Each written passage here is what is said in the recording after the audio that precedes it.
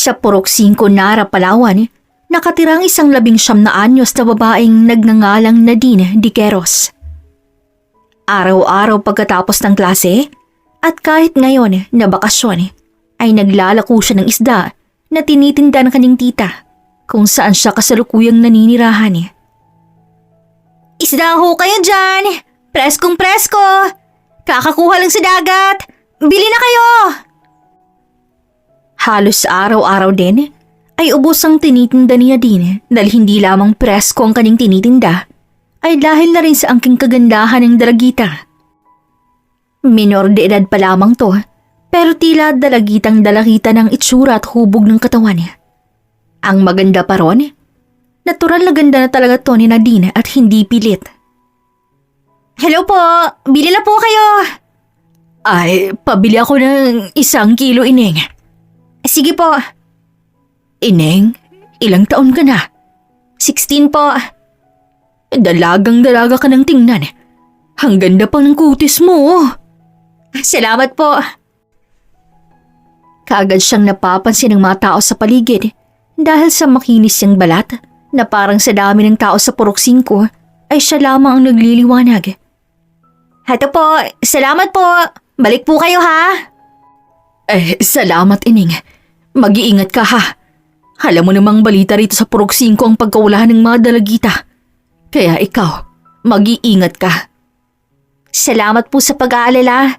Mag-iingat din po kayo. O siya, mauna na ako. Sa mga sinabi ng Ali, ay hindi itatanggi ni Nadine na nag-aalala siya para sa kanyang sarili at sa lahat ng kabaihang kasing edad niya. Dahil halos mag-iisang taon na, ay wala pa rin nahanap ng mga babaeng namimising. Kahit anino'y wala. Konti na lamang ang naiwang isda sa basket ni Nadine, kaya naisipan niyang umuwi na dahil baka magabihan pa siya. Pero sa kanyang paglalakad ay may biglang malakas na bumangga sa kanya, dahilan ng pagkatumba niya sa lupa. Ang nakakalungkot pa, nahulog lahat ng isda sa lupa at niyayakap na ito ng dumi. Naku po! Patay talaga ako nito kay Aling Carmen. Pinulot na lang to ulit ni Nadine at si hindi inaasahan, may biglang sumipa ng kanyang basket. Ano ba? Umaharang-harang ka sa daan eh. Nagulat si Nadine sa biglaang inasta ng isang lalaking may katandaan na at halatang lasing na lasing to, dala na rin ng amoy. Manong, bilanggahan niyo na nga po ako eh. Kayo pa tong galit. Muling pinulot ni Nadine ang lahat ng isda at hinarap ang isang lalaking pasayaw-sayaw ang lakad. Oy, pinagsasabi mong bata ka. Gusto mo bang makatikim ha? O baka gusto mong tikman ng presko kong to? Sabay turo ng lasing sa mismong pribadong katawan nito na si Nadine namang gusto nang umalis sa lugar na yon dahil sa pambabastos na natanggap. Pinulot na lamang ni Nadine ang mga isda sa lupa at muling nilagay sa basket. Pero muling nagsalita ang lalaki na mas kinagalit niya. Sayang naman yung ganda mo, Iha. Kaya kung ako sa'yo, magtikiman na lang tayo. Umabot lagpas ulo ang puot at galit na naramdaman ni Nadine sa bastos na pakikitungo ng matanda. Kaya hindi niya napigilan ng galit. Kinuha niyang isang isda at diretso itong sinapol sa mismong mukha ng lalaki na nagpaatras nito at diretsong natumba sa sahig.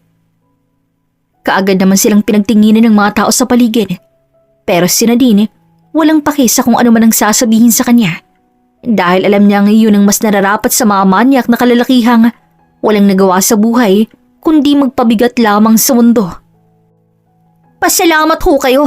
Kaya ko pa pong pigilan ng sarili ko. Dahil kung hindi, baka isasapa ko po sa inyo lahat ng isda sa basket ko. Noon, kahit bata pa si Nadine, ay sa tuwing may nangmamalit sa kanya ay hindi niya ito pinapalagpas. Talagang sasagot siya at ipagtatanggol ang sarili laban sa mga umaapi sa kanya.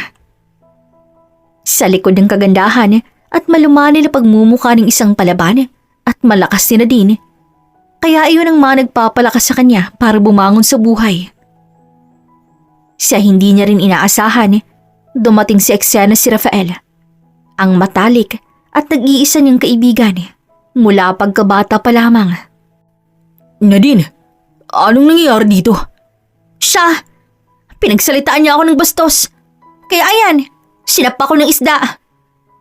Hoy Manong, nagkamali po kayo ng kinalaban. Kilalang palaban tong kaibigan ko. Kaya kung ayaw niyong masapak ulit ng isda, huwag niyo na pong gagawin yun. O baka gusto niyong tumawag po ako ng pulis. Mas natakot ang matanda sa narinig, kaya naging mas mabilis ang pagtayo niya at naglakad na paalis. Nang makaalis to, nag-aalangang tumingin si Rafael kay Nadine sabay hawak sa dalawang balikat ng dalagita. Ayos ka lang? Sinaktan ka ba niya? May masakit ba sa'yo? Wala naman. Salamat sa pag-aalala, Raf. Pero okay lang talaga ako. Ay, buti naman. Mabuti rin at nakasalubong kita rito. Baka ano pang gawin ng manyak na yun eh. Tsaka, 6:00 na. Hindi ka pa umuwi. Halika, samahan na kita sa paglalakad. Ako lang magdadala ng basket.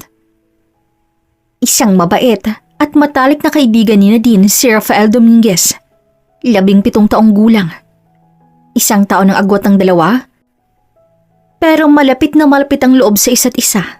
Na umabot sa puntong si Rafael ay may lihim na pagtingin sa dalaga noon pa lamang. Pero hindi niya ito kayang sabihin dahil baka masirang pagkakaibigan nila. Kaya mas mabuting ilihim na lamang to at alagaan ng kaibigan. Bata pa lamang sila ay matalik na talaga ang dalawa. Hanggang sa naging dalaga at binata na ay sila pa ring dalawang magkasama araw-araw. Maraming pagkakapareho ang dalawa at meron din silang pagkakaiba at isa na ron ang estado sa buhay. Kilalang nagmula sa mayamang pamilya si Rafael. May sarili silang bookstore na minamanage ng kanyang ina at isa namang police officer ang ama ni Rafael. Kabaliktaran to sa buhay ni Nadine na sanggol pa lamang siya. Iniwan na siya ng kanyang ina sa pinsan nito at hindi niya kilala ang kanyang ama. Alam mo ba, galing ako kanina sa school. Nag-cleaning program sila dun eh. Malapit na kasi ulit ang pasukan. Dati, nasa elementarya pa lamang tayo. Tapos ngayon, magi-grade 12 na. Malapit na tayong mag-college. Kaya nga eh. Ang bilis ng panahon no.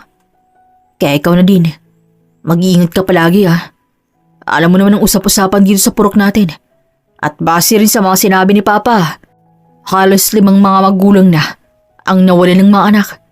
At higit sa lahat, puro babaeng minor de edad ang nawawala. At hanggang ngayon wala pa rin clue kung nasan sila. Ang sabi-sabi ng iba, naglayas daw. Ewan ko, nakakaawa naman. Saan kaya sila nagtungo no?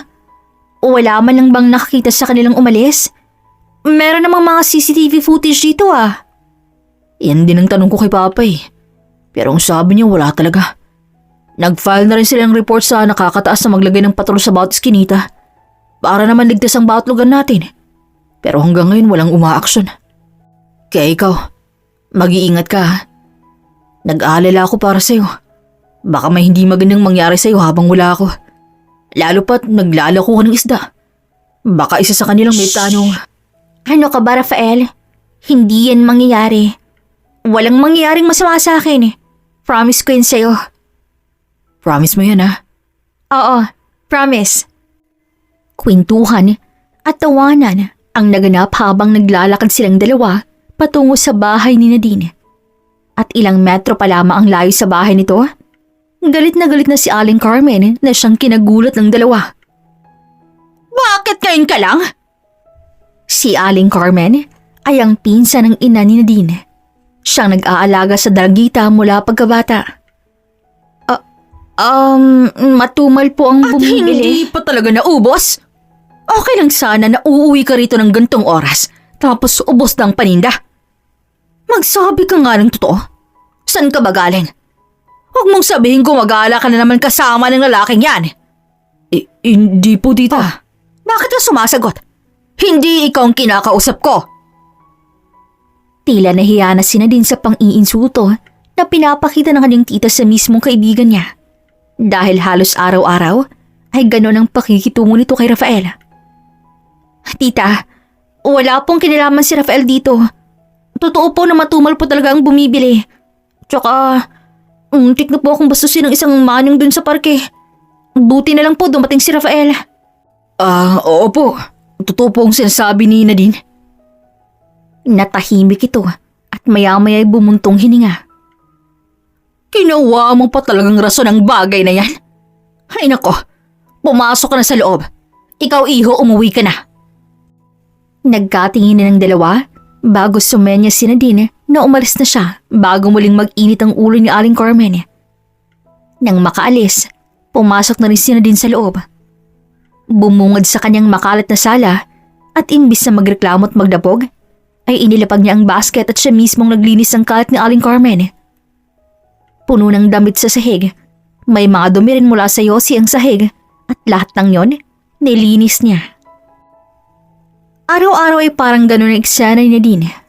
Gigising siyang malinis ang bahay, uuwi siyang napakarumi ng bahay.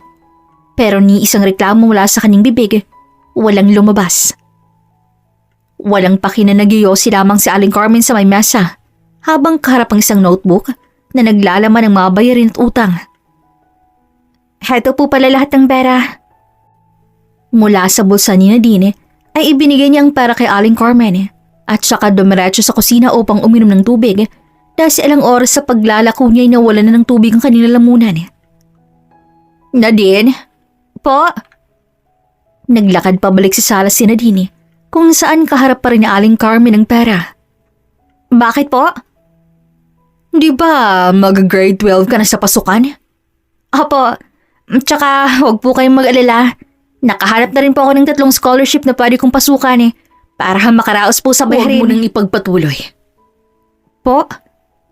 Ang sabi ko, huwag ka nang magpatuloy sa scholarship mo dahil hihinto ka na sa pag-aaral. Po? Bakit po? Ano pong problema? Inilapag ni Aling Carmen ng yosi at galit siyang tiningnan. Bulag ka ba, Nadine? Hindi mo ba nakikita? Naghihirap na ako sa pera, sa tubig, sa kuryente, upa, utang, at lahat-lahat. Kaya saan ako kukuha ng ibabayad, ha? Tapos dadagdag ka pa sa bayarin ko? Kung gano'n, hindi po ako manghihingi sa inyo. Ako pong magpapaaral sa sarili ko. Sa baon at sa mga bayarin sa school. Ako na pong bahalang dumiskarte. Sige nga. Paanong mga isda? Sinong maglalako? Ako? Aakuhin ko lahat ng trabaho tapos ikaw aral-aral lang? Uupo lang sa paaralan? Ha? Ang swerte mo naman, Nadine. Tila umanghang ng mga mata ni Nadine at ilang segundo lang, bubuhos na ang kanyang luha pero pinipigilan niya yon. Tita, gusto ko pong mag-aral. Gusto ko pong makapagtapos. Galit na tinapon ni Aling Carmen ang maliit na platitong naglalaman ng mga ginamit na yosi at ang iba'y napunta sa paanan ni Nadine na dahilan ng pagkapaso ng kanyang paa pero hindi siya umimik at nakayuko lamang sa harap ng kanyang tita. Ang tigas nga naman ng ulo mo, ha? Tapos ano? Ano? May 4 years pa ang naghihintay sa'yo. Pero kapag ikukumpara mo sa paglalako mo, di mas madali ang pera. Tsaka, nakikitira ka lang naman talaga ditong babae ka. Biset! Dahil kasi sa lecheng nanay mo iniwan ka niya rito. Hindi man lamang sinabi kung sino ang tatay mo para maisipa kita at maibigay sa kung sino man yung tatay mo. Pero heto, wala. Bagsak ka pa rin sa akin. Tapos gaganyan-ganyan ka lang. Hindi na napigil ni Nadine ang maiyak. Hindi dahil sa sigaw at pagkapaso. Yun ay dahil sa tuwing binabanggit ang kanyang mga magulang, ay ganoon na lamang ang kanyang panghihina. O ano? Iiyak-iyak ka lang dyan. Akala mo maaawa ako, no? Ha? Hindi! Dahil punong-puno na ako sa iyong babae ka. Puro gastos na lang na ibigay mo sa akin. At dagdag pa ng sakit sa ulo. Lecheng buhay to. Tita, wala na po akong ibang taong malalapitan. Ayan tayo Bakit ka ba kasi binuhay kung ganyan lang din naman ang magiging buhay mo? Kainis? Kung matigas talagang ulo mo, sige, pumili ka. Mag-aaral ka, pero aalis ka sa pamamahay ko? O titigil ka ng pag-aaral para manatili ka rito sa bahay ko? Pumili ka! Nangingig na si Nadine sa gustong iparating ng kanyang tita na kahit gustuhin man niyang makapagtapos ng pag-aaral ay parang hindi niya na ito makukuha dahil sa estado ng kanyang buhay. Labag man to sa loob at pangarap ni Nadine ay wala siyang nagawa dahil tanging si Aling Carmen lamang ang kanyang malalapitang kadugo. Wala po akong ibang malalapitan kundi kayo lang. Kaya mas mabuting tumigil na lang po ako sa pag-aaral ko. Ayaw naman pala. Pinatagal mo pa. O siya, magpahinga ka na dahil bukas maglalako ka na muli. Kung gusto mong kumain, nasa kusinang pagkain. At kapag may nagtanong sa'yo bakit ka tumigil, sabihin mong napagod ka. Huwag mo kong irason babae ka ha.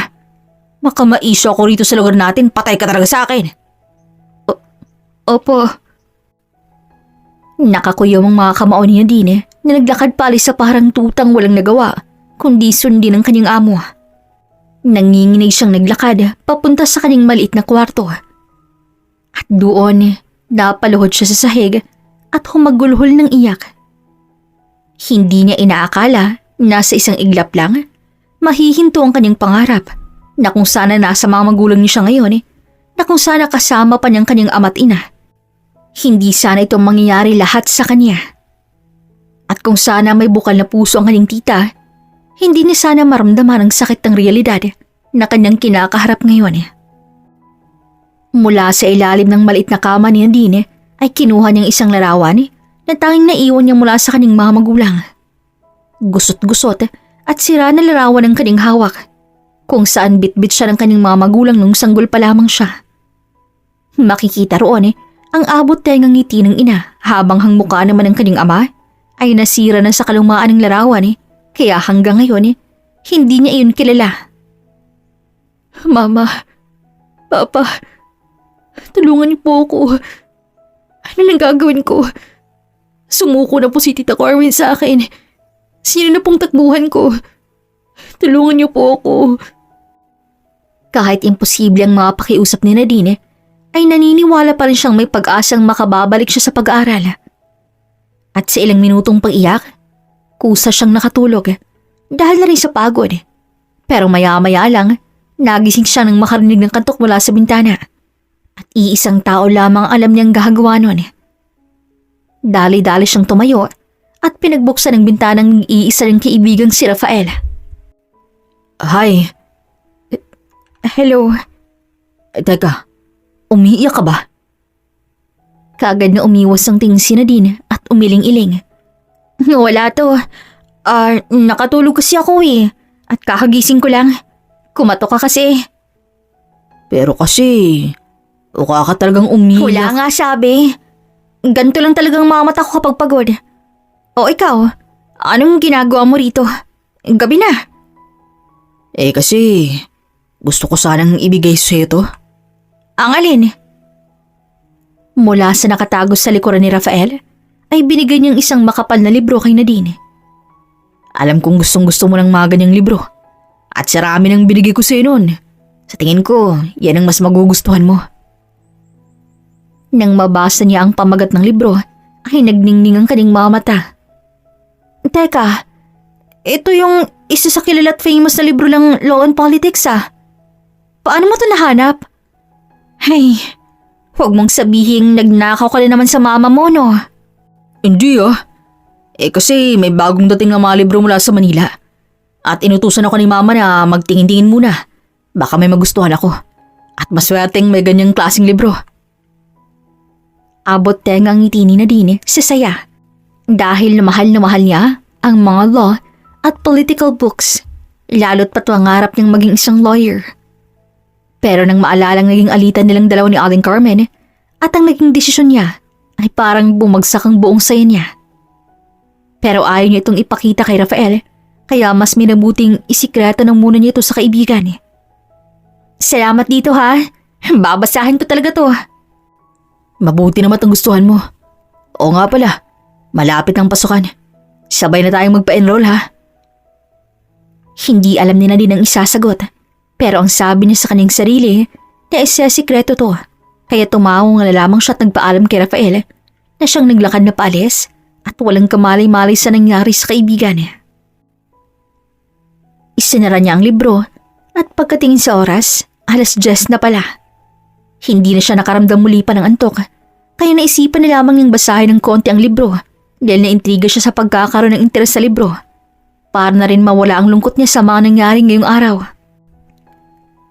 Halos makalimang pahina na si Nadine pero ganadong-ganado pa rin siyang magbasa. Kaya nang mapansin niya ang oras, isinara niya ng libro upang matulog niya. Pero kakapikit niya pa lang ay narinig niya mula sa labas ang pagbukas ng pinto. Maririnig mula sa labas ang boses ni Aling Carmen at ang mas nagpagising kay Nadine ay may isa pang boses sa loob ng bahay at boses ng mga lalaki.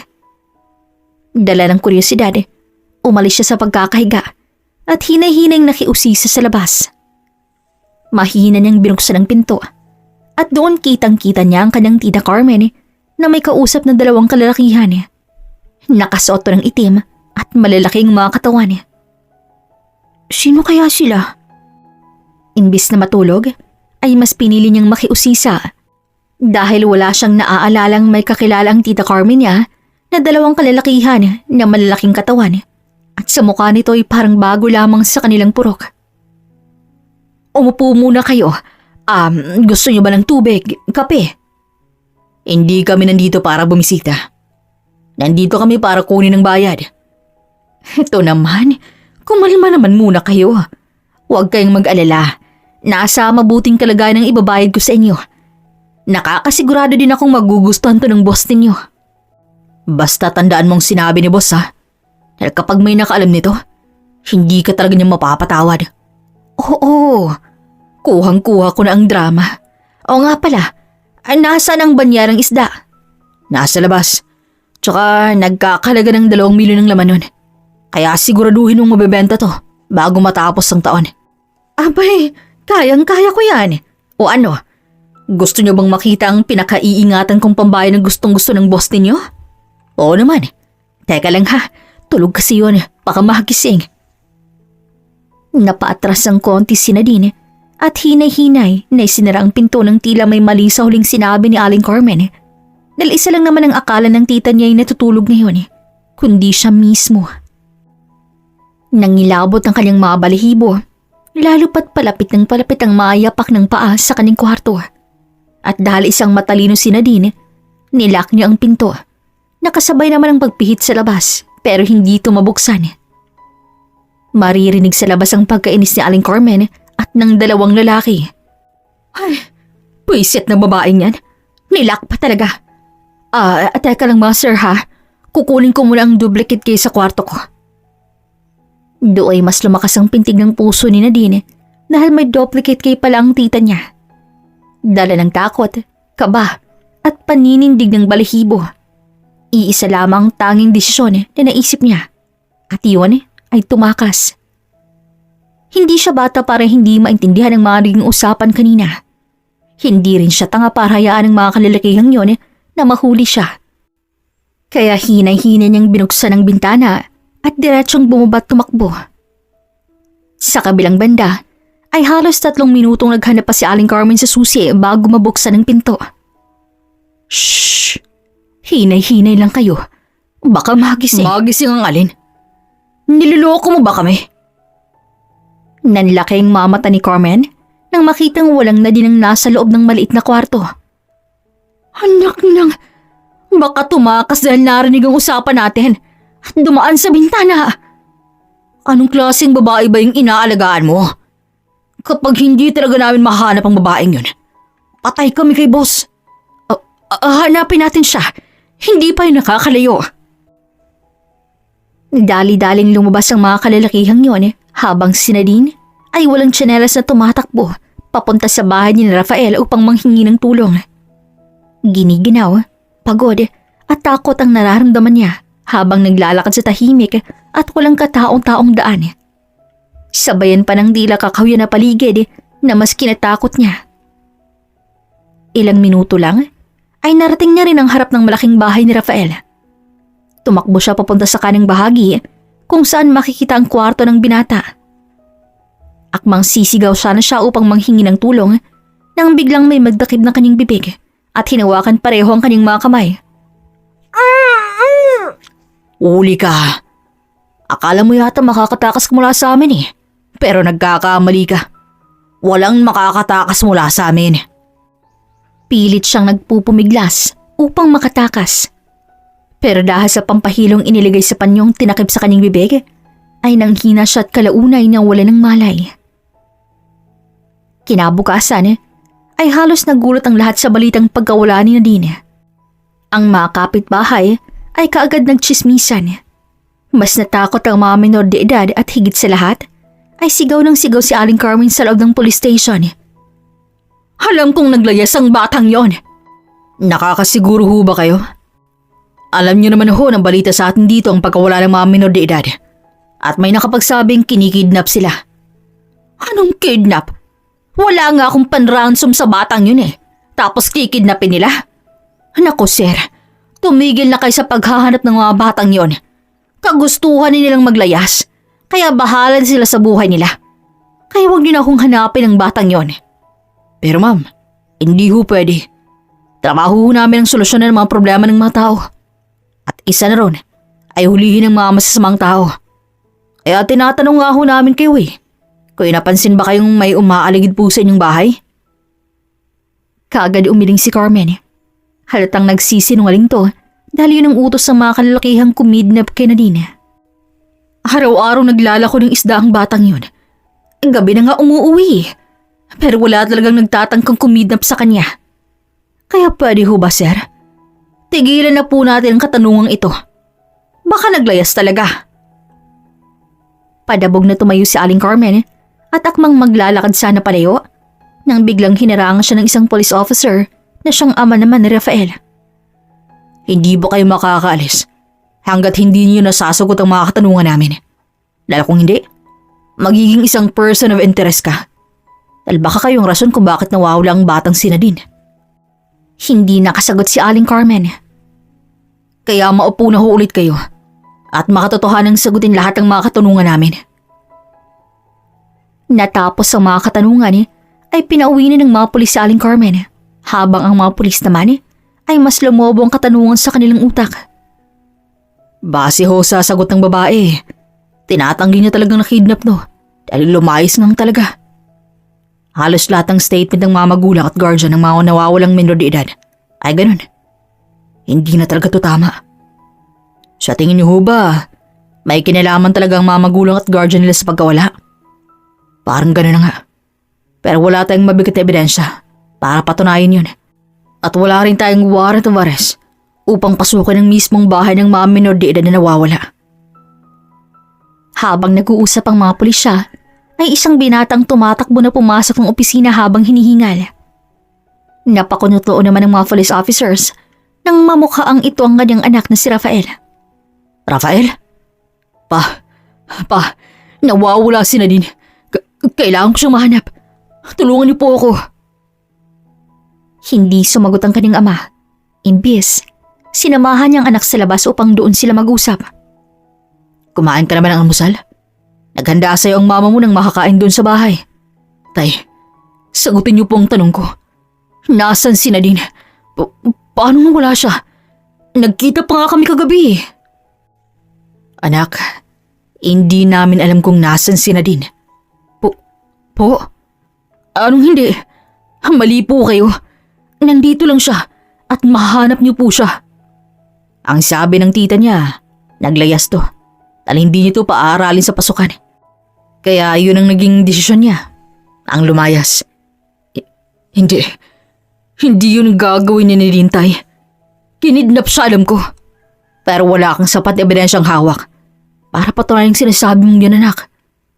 Kaya patutunayan ko sa inyo na totoo ang mga sinasabi ko. Hinding-hindi maglalaya si Nadine. Dahil kilala ko siya noon pa lang. Hindi niya yun gagawin at hindi niya ako iiwan. Kaya kung hindi niyo ako kayang tulungan, ako mismo ang maghahanap sa kanya. Galit na umalis si Rafael at hindi na napigilan ng kanyang ama. 8:00 pa lamang ng umaga at pagkagising niya ay ibinalita ng kanyang ina ang biglaang pagkawala ng kaibigan. At imbis na kumain, diretso itong lumabas ng bahay at tumakbo papuntang police station. Pero iyon lamang ang kanyang naabutan. Sa harap ng bahay ni Nadine, kasalukuyang nagmamasid si Rafael at palihim siyang pumasok sa kwartong yun upang makalikop ng ebidensyang pwede niyang mapasabi na hindi naglagyas ng kaibigan. Malinis ang kwarto. Walang kalat sa paligid. Walang mga damit na nakuha sa kabinet at wala man ang sulat ang iniwan si Nadine. Nasa kama rin ang librong binigay ni Rafael kagabi at nakatupi pa ang pahina sa ikalimang pahina. Halatang huling ginawa nito ay magbasa kaya hindi talaga siya naniniwalang lumayas ito. Lumapit siya sa bintana at pinagmasdan ng paligid. Nagbabaka sakaling may mapagtanungan siyang kapitbahay na nakakita sa kaibigan. Pero wala palang malapit na kapitbahay si Nadine. Puro kakahuyan lamang ang mato at sa hindi inaasahan, iba ang kanyang natuklasan. May tapak ng mga paa sa labas ng bintana at base sa laki nito, parehong-pareho sa paa ni Nadine. Kaagad siyang tumalon palabas ng bintana at sinundan ng tapak ng mga paa. At kinagulat niya nang makita nga may malalaking mga paang nakasunod sa tapak nito. Doon siya mas naniwala na kinidnap nga ang kaibigang si Nadine. Kaagad niya itong ipinahayag sa mga pulis at nagkaroon din ng posibleng ebidensya na pwedeng magamit sa kaso upang tukuyin kung sino ngang talaga ang nasa likod ng pagkawala ng dalagita. I-trace niyo lahat ng mga kalalakihang may ganito kalaking size ng paa. Siguraduhin yung malilista sila lahat. Masusunod, Chef. Nang makaalis ang mga pulis, iniinutusan ng ama ni Rafael, ay nilingon niya na ang kanyang anak. Hindi ko inaakalang makakatulong ko sa paghahanap kay Nadine, anak. Malaking tulong ng ebidensyang to. May kutob po talaga akong hindi siya naglayas. Dahil hindi yun gagawin ni Nadine. At alam ko pong humihingi siya ng tulong sa akin ngayon. Kaya sana sa lalong madaling panahon, mahanap niyo na po siya. Sa kabilang banda, matamlay at nanginginig na nagising si Nadine habang nakatakip ng sako ang kanyang mukha at nakataling mga kamay at paa. Tulong! Tulungan niyo po ako! Pero tila walang makakarinig sa kanya, kaya nagpumigla si Nadine kahit ramdam niyang pananakit ang mga kamay at paa. Pero hindi siya tumigil hanggang sa lumuwag ang tali sa kanyang mga kamay at natanggal niya yun. Sunod niyang tinanggal ang sakong nasa kanyang ulo. At doon, kitang-kita ng kanyang mga mata kung nasaan siya. Madilim ang paligid, pero dahil sa malit na butas sa taas ay lumulusot ang ilaw. Siya'y nasa loob ng isang malaking container na nasa pier. Higit pa ron, may 2 banyerang isda ang kasama niya sa loob, kaya umaalingaw-ngaw ang malansang amoy niyon. Nang matanggal lahat ng tali sa katawan, tumayo si Nadine at tumapit sa mga isda. Baka sakaling may mahanap siyang kung anong bagay na pwede niyang magamit para iligtas ang sarili. Pero sa hindi niya inaasahan, iba ang kanyang nakita. Diyos ko! Sa loob ng malaking tiyan ng isda ay sa namakmak na pakete ng shabu ang nakalagay. At doon napagtanto niya din na siyang kasalukuyang hawak ng mga sindikato. Parang maririnig niya na ang tibok ng kanyang puso sa kaba at takot na nararamdaman. Pero minarka niya sa kanyang isipan na walang mangyayari kung matatakot lamang siya. Sa kabilang panig ng Palawan, pinatunog na ni Kapitan Frank Walter ang hudyat na aarangkada ng huling barko ngayong araw papunta sa Nara, Palawan. Matangkad, may dugong Amerikanong kapitang si Frank na naasahan sa Nara, Palawan nakarang linggo lamang. Kilala bilang strict at maayos sa trabaho si Frank dahil isa pala siyang retired army sa edad na 30. Nang marating nilang destinasyon ay isa-isa nang bumaba ang mga pasahero at ganun din si Frank upang pagmasdan ng dapit hapon at ang katahimikan ng gabi. Na-assign din siyang magbantay ngayong gabi sa mismong pier ng Nara at hindi niya akalaing magiging isang malaking kwento ang kanyang pagbantay roon sa loob lamang ng isang gabi. Sumapit ang alas 7, payapa lamang ang kanyang pagbabantay nang biglang may isang binatang tumakbo papasok sa pier. Kaya agad itong hinabol ni Frank at nahuli. Bitawan niyo ako! Anong ginagawa mo rito, iho? Bukas pa aarangkada muli ang barko. Bumalik ka na sa inyo. Hindi yan ang pinunta ko rito. Nandito ako para iligtas ang kaibigan ko. Ano? Walang tao rito sa pier. Huwag ka nang magmatigas. Lumabas ka na. Nagkakamali kayo. Alam kong dito nila itinago ang kaibigan kong si Nadine. Kailangan niyo po ang tulong ko. Nalahawak siya ngayon ng mga masasama. Kaya please, hayaan niyo po kong hanapin siya.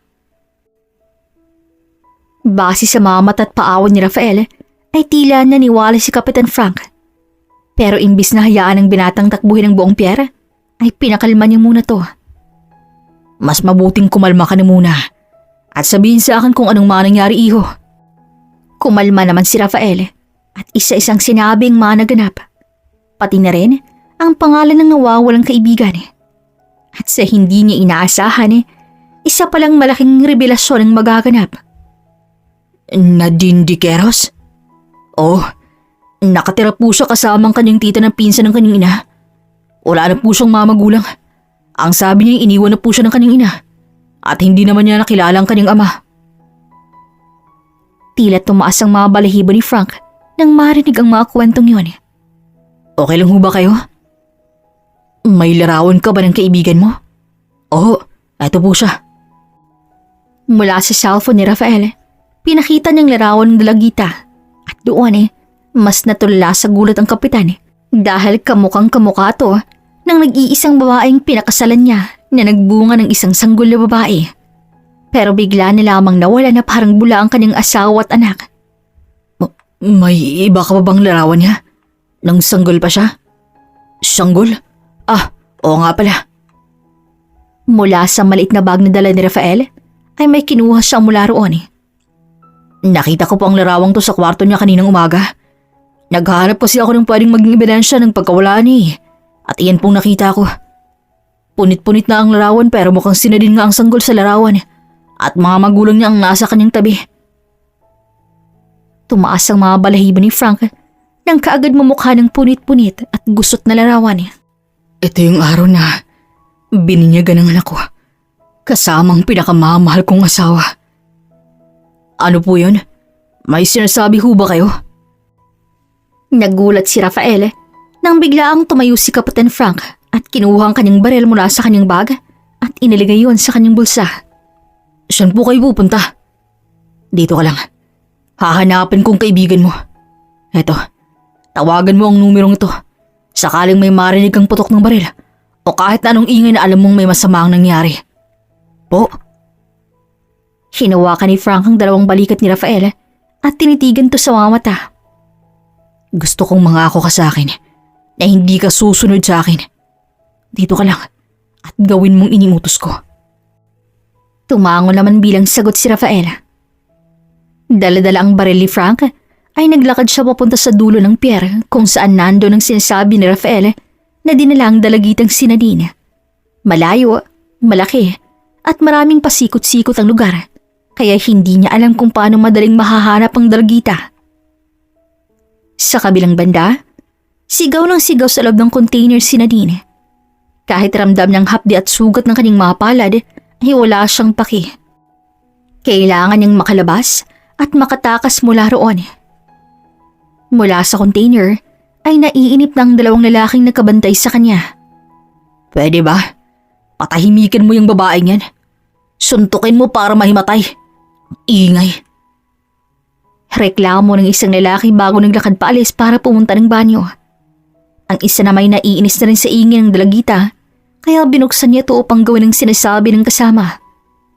Pero pagbukas niya, walang babae ang bumungad. Kaya natawa siya at pumasok sa loob. Alam kong natatakot kang babae ka dahil narinig mong pagsusuntukin na kita. Tama? Naglabas ng batuta ang lalaki at pinatunog yun sa container at lalapitan sana ang malaking isda. Dahil akala niya doon nagtitago ang babae. Pero nasa likod niya pala to. Diretsyong lumabas si Nadine at kaagad sinara ang pinto at nilak yun. Kaya ngayon, nabaligtad ang sitwasyon. Ikinulong niya mismo ang kumulong sa kanya. Kaagad siyang tumakbo palayo upang magtago dahil alam niyang may isa pang kasamang lalaking yun. Base sa obserbasyon niya sa paligid, ay nasa pier pa rin siya na kanilang lugar. At base sa kanyang narinig kanina, darating ang boss upang kunin mga container mahamaying 10:00. Kaya hindi muna naging kampante si Nadine dahil nag-iisip pa siya kung paano makakaalis sa pier na yon na hindi nahuhuli ng mga sindikato.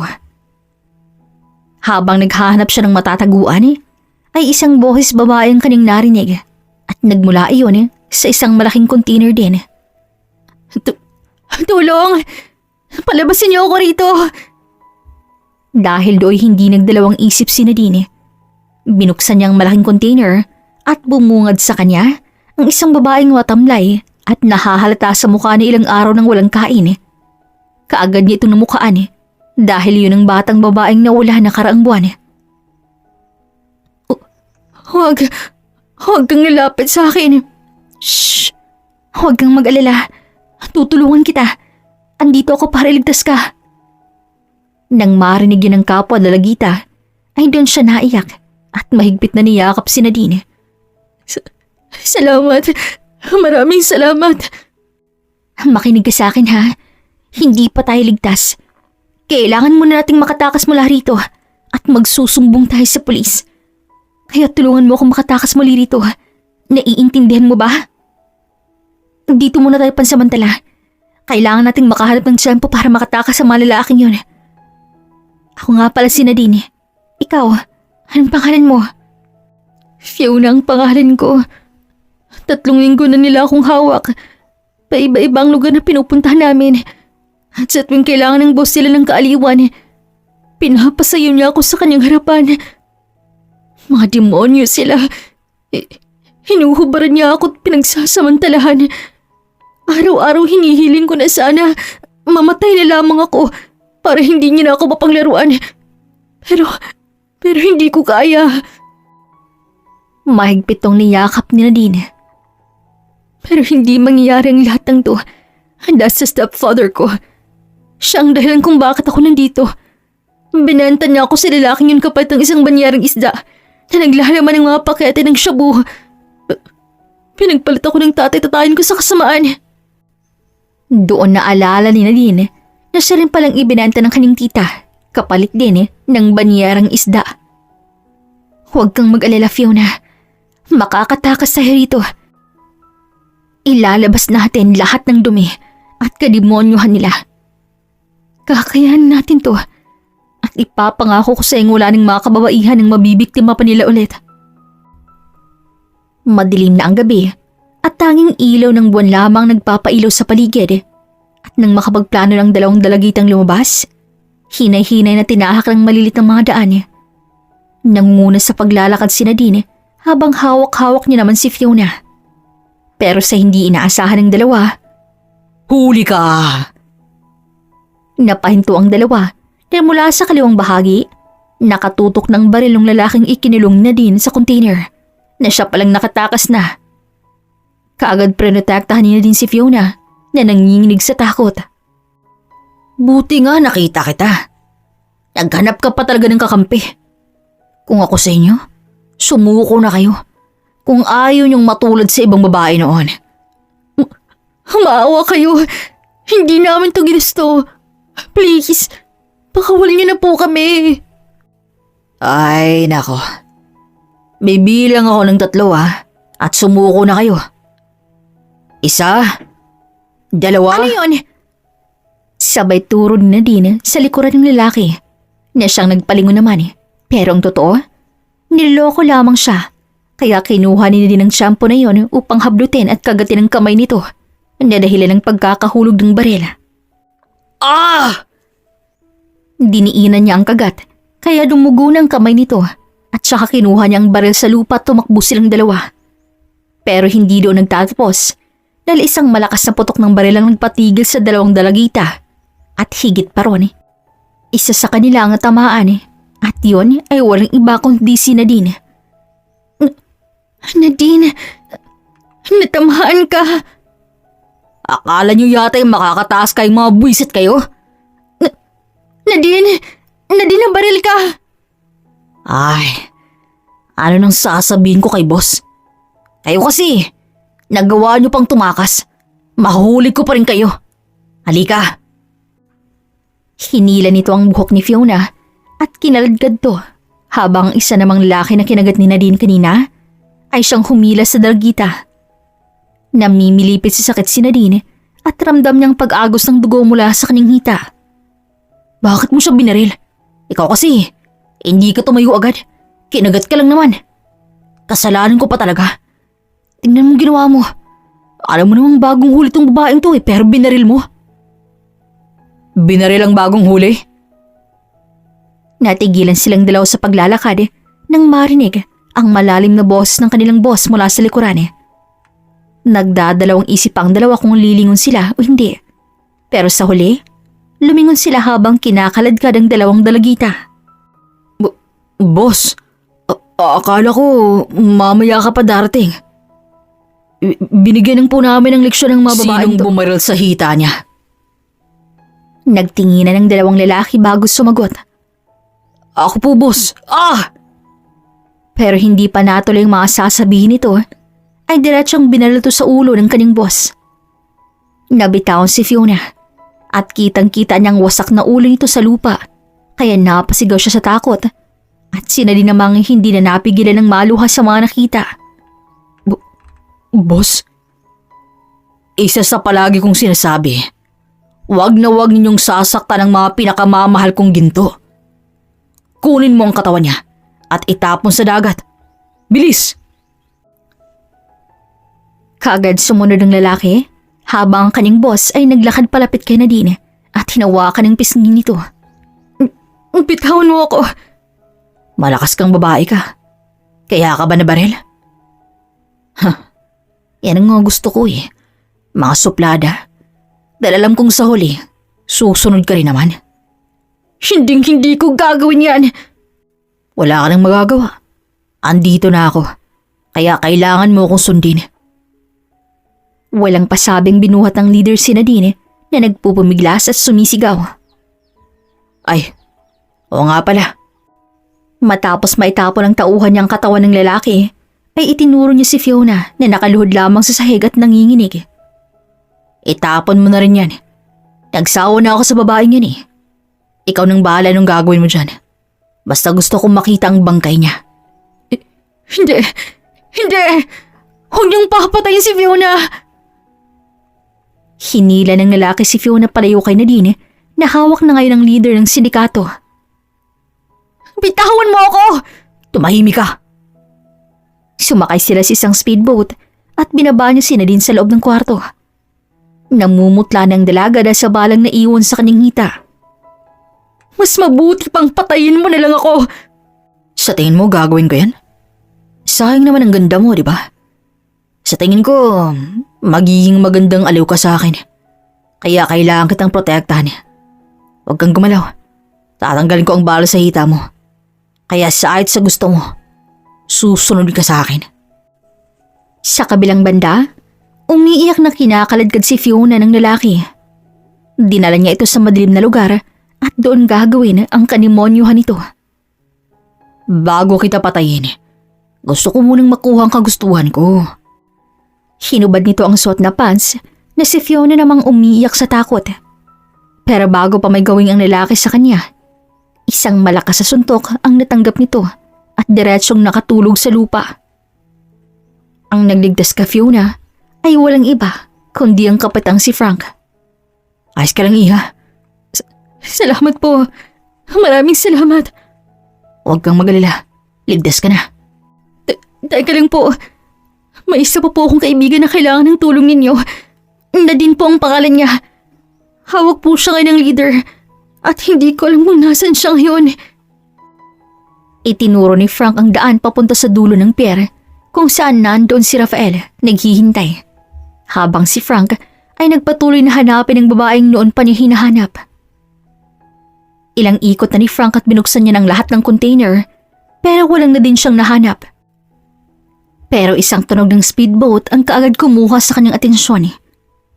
Tumakbo siya papunta sa kung saan nakaparadang mga speedboat at doon niya nakitang isang umaandar at paalis sana sa lugar na yon pero kaagad siyang tumakbo papunta roon at tumalon mismo sa speedboat bago pa ito makaalis. Walang takot na sinipa ni Frank ang mismong pinto at doon niya nakitang nakahigang dalagita na walang malay. Puno ng dugo ang sahig at nakataling isang hita nito habang may isang baling natanggal at nakalagay sa mesa. Nadine? Nadine, gumising ka. Hinubad ni Frank ang suot niyang makapal na jacket at pinasuot ito mismo kay Nadine. At akmang bubuhatin sana ang dalaga upang maalis na sila nang kasabay naman ang pagpasok ng sindikato. Saglit silang nagkatinginan at akmang papaputukan sana siya ng baril nito. Pero isang retired army si Frank kaya alam niya kung paano lumaban. Tinapon niya ang mesa diretso sa lalaki at saka hinablot ang baril sa kamay nito at tinapon. Sino ka? Hindi mo rin pwedeng malaman. Pinaulanan ni Frank ng suntok ang lalaki na siya rin palang may kagalingan sa labanan. Kaya nakatanggap din ng suntok si Frank na kinatumban niya sa sahig. Gusto mo palang maging katapusan mo ang lugar na to? Pwes, hindi ko tatanggihan. Mula sa bulsa, kinuha ng lalaki ang matulis itong kutsilyo habang si Frank ay ginamit ng mga bagay sa paligid bilang pagdepensa niya. Ilang beses na sugatan si Frank sa kutsilyo pero nakakahanap siya ng tiyempo. Isang lubi ang nakita niya at ginamit yun upang itali sa sindikato na siyang diretsyong napatumba sa sahig. Nagkakamali ka ng inakala dahil katapusan mo ang hinihintay ko.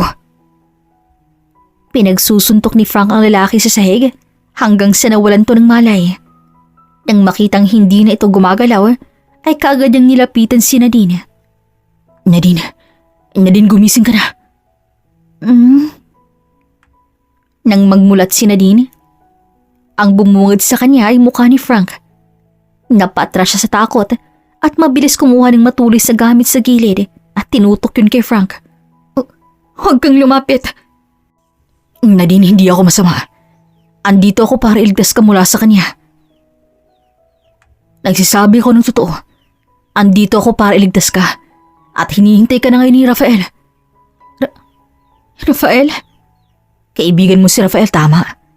Naghihintay siya ngayon sa dulo ng pier. Inihintay ka niyang makabalik.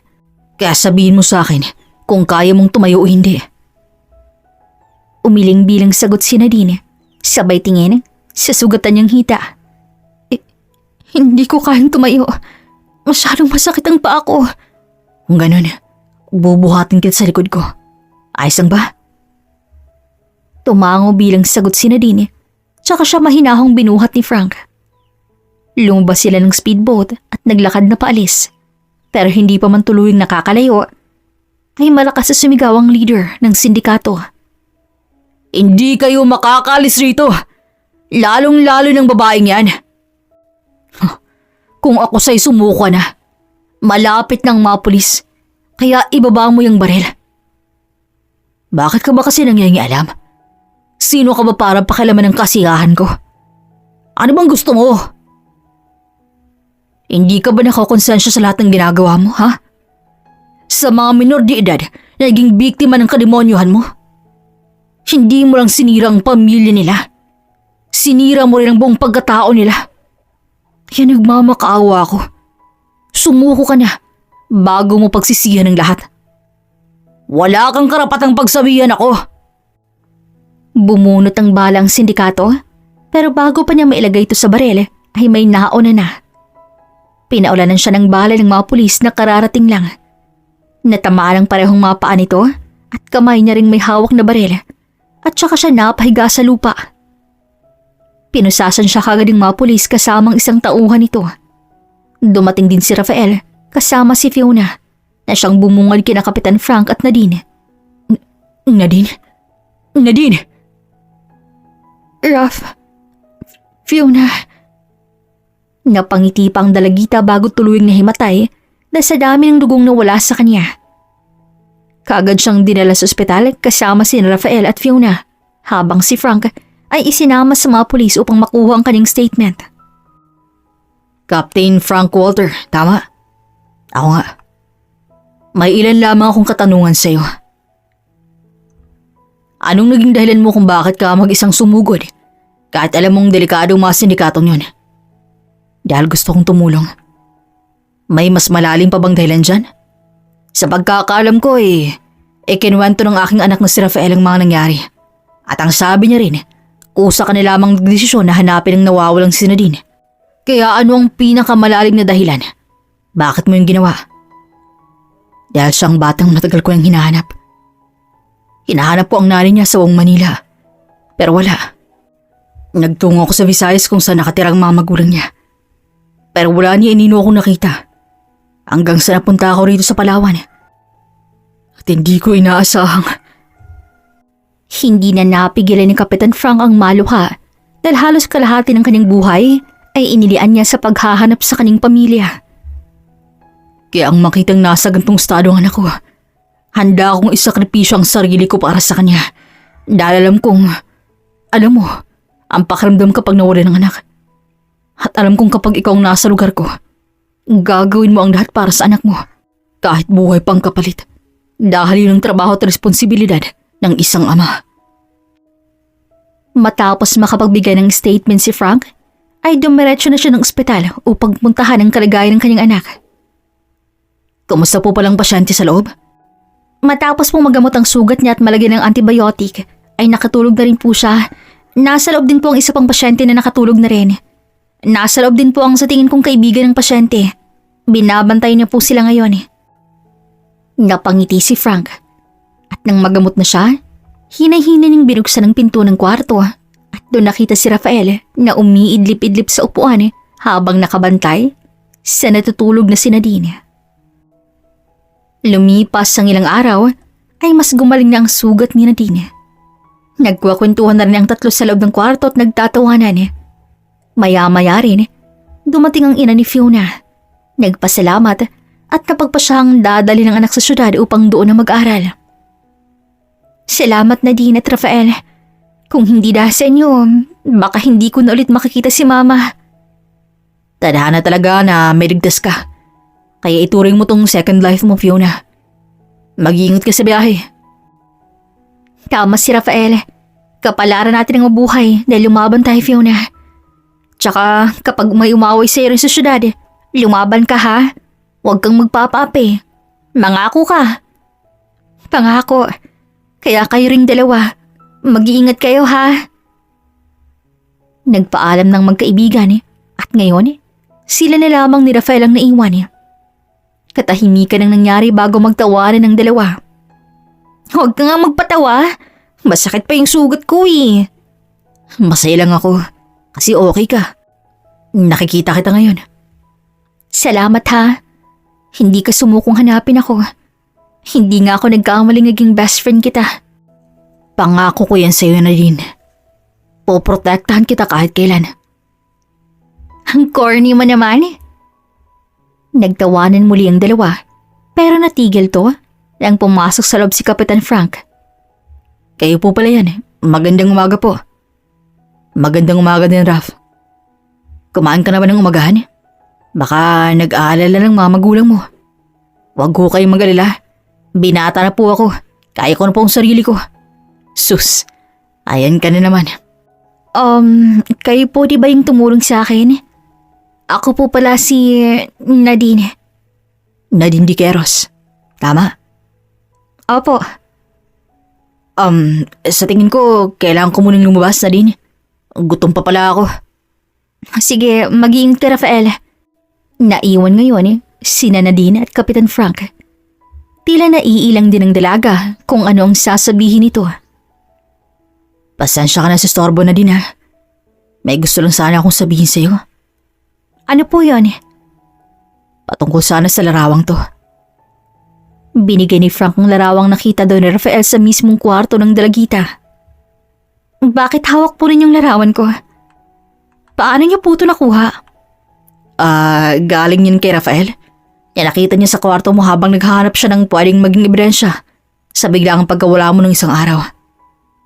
Ganun po ba? Kung ganoon, salamat po. At na lang po kasi nag-iisang larawang naiwan sa akin ng mga magulang ko eh.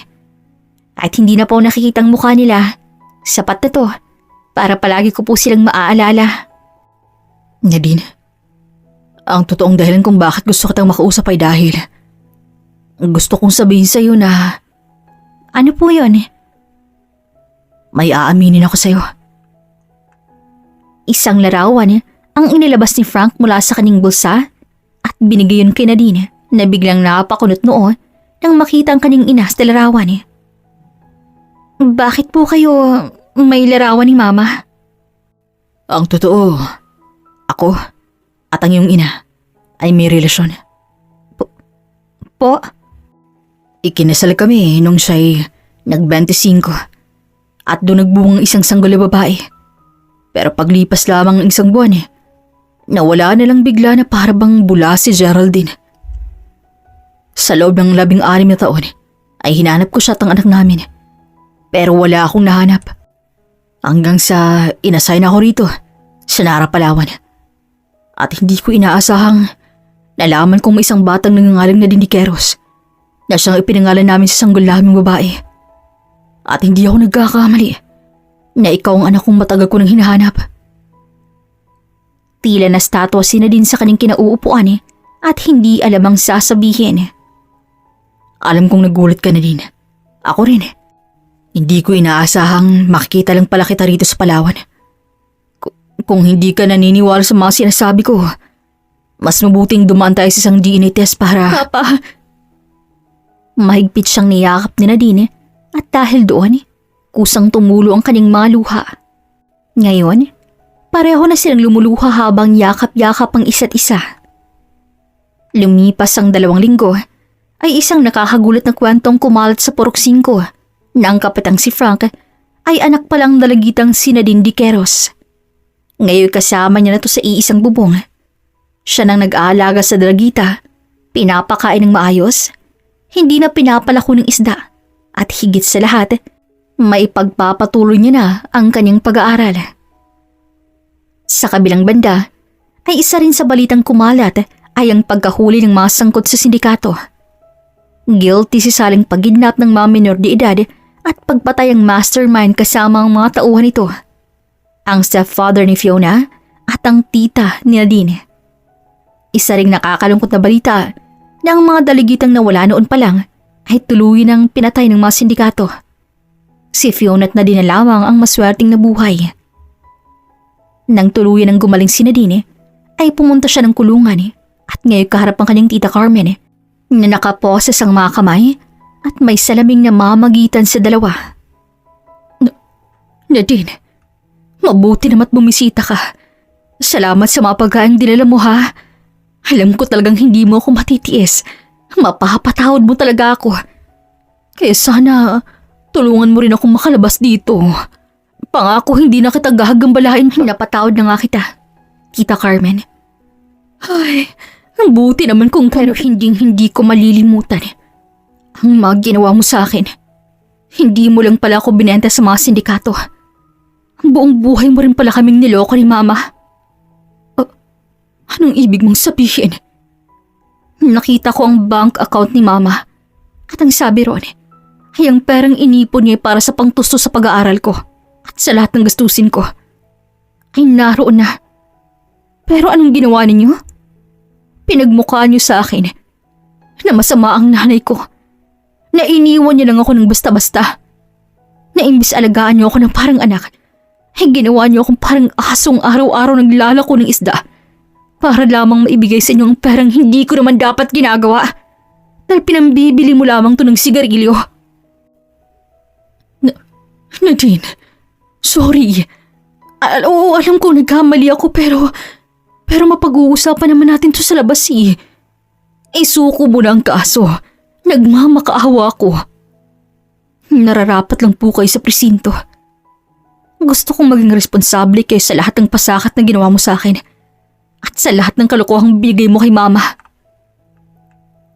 Naglakad na paalis si Nadine habang nagsisigaw naman si Carmen na nag-aakalang makukuha niyang maluloko muli ang dalaga. Nalaman din ng mag-amang Nadine at Frank na si Geraldine ay pumanaw na pala dahil sa sakit na leukemia. Yun palang dahilan kung bakit ito nawala na parang bula. Dahil ayaw niyang makitang nahihirapan ng maging pabigat sa asawa at akala niya ay magiging mabuti ang buhay ni Nadine sa kamay ni Aling Carmen. Kaya raw niya binigay ang anak. Kaya sa araw ng kaarawan ni Geraldine, binisita nila ang puntod nito. Doon din nagkwentuhan at nag-celebrate ang mag-ama na parang kasama rin nila si Geraldine. Alam kong masaya ng mama mo sa langit dahil nakita niya na tayong magkasama, anak. Ako nga po. Masayang masaya rin po kung andito kayo. Kaya huwag po kayong mag-alala, Papa. Aalagaan ko po kayo hanggang sa kaya ko. Bago yan. Ako munang mag-aalaga sa'yo, anak. Babawi ako sa lahat ng hindi ko nagawa sa'yo. Susuportan kita sa lahat ng bagay na gusto mo. At pangako, hindi na kita iiwan muli. I love you, Pa. Mahal din kita, anak ko. At happy birthday sa pinakamamahal mong mama. Happy birthday, Mama. Lumipas ang 2 taon na pagsasama ay nasa tamang edad na rin si Nadine at kasalukuy nilang sineselebrate ang 18th birthday nito. Habang busy si Nadine na makipaghalubilo sa mga bisita at habang naghahanda rin ang kanyang ama, ay isang binatang kararating lamang ang may dalang bouquet at agad na pangiti. Nadine. Oh, Rafael! Namiss kita Kamusta ka na? Kamusta ang 2 months field trip mo sa Manila? Okay naman. Namiss kong Palawan. Ikaw, kamusta ka na? Okay naman. Heto, 18 na ako. Para sa'yo pala. Happy birthday, Nadine. Wow, bulaklak. In fairness ang bango. Noon, maliit na bulaklak ang binibigay mo sa akin. Pero ngayon, ang laki na. Baka mahal to Asya, halika. Kain ka na. Nadine, teka lang. Ano yan? May gusto sana akong sabihin sa'yo. Sige, ano yan? Pwede ba akong... Hindi natuloy ni Rafael ang kanyang mga sasabihin nang sumulpot sa usapan ng ama ni Nadine. Iho, ikaw pala yan. Naging mas maamong mukha mo Oh, may dala ka pang bulaklak para sa aking anak. Sir Frank. Oh, ano yun, Rafael? Gusto ko po sanang tanungin kayo. Kung pwede ko po bang ligawan ang anak ninyo? Ang nakangiting si Nadine ay natigilan. Ganon din ang kanyang ama at ilang bisitang nakarinig. Natawa si Frank at mahinang sinapak si Rafael. Sir, ano pong problema? Iho, makinig ka. Noon pa lang ay gusto ko nang ikaw ang klaseng lalaking makakatuluy ng anak ko. Kaya sang-ayon akong maging maniligaw ka ni Nadine. Habang si Nadine naman ay hindi pa rin makapaniwala sa mga sinabi ni Rafael. Pero sa kaloob-looban niya, masaya siya dahil ang totoo, may lihim din siyang pagtingin dito. Nadine, pwede ba kitang ligawan? Ilang segundong katahimikan ang nangyari. Pinagpawisan na si Rafael at naghihintay na si Frank at ang ilang mga bisita. At ang naging sagot ni Nadine ay nagpahiyaw sa lahat ng naroon. Oo naman. Mahigpit na niyakap ni Nadine si Rafael at dahil sa sayang nararamdaman ng binata, nabuhat niya ang dalaga. Wala akong sinabing bubuhatin ng mga anak ko Napuno ng tawanan ng buong bahay habang ang dalawa ay nakangiting nakatingin sa isa't isa. Sa murang edad, naranasan ni Nadine ang maging utos-utusan at ang pait ng buhay. Pero sa huli, nakuha niya rin ang payapang buhay na pinapangarap niya. Si Frank ay munting na ring sumuko sa paghahanap sa anak at sa kanyang asawa.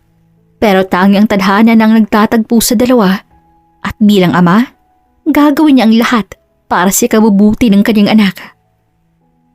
Dito na po nagtatapos ang ating kwento. Maraming salamat sa pakikinig. Muli, this is Regine here in Kuya Agustin Stories. Daghang salamat!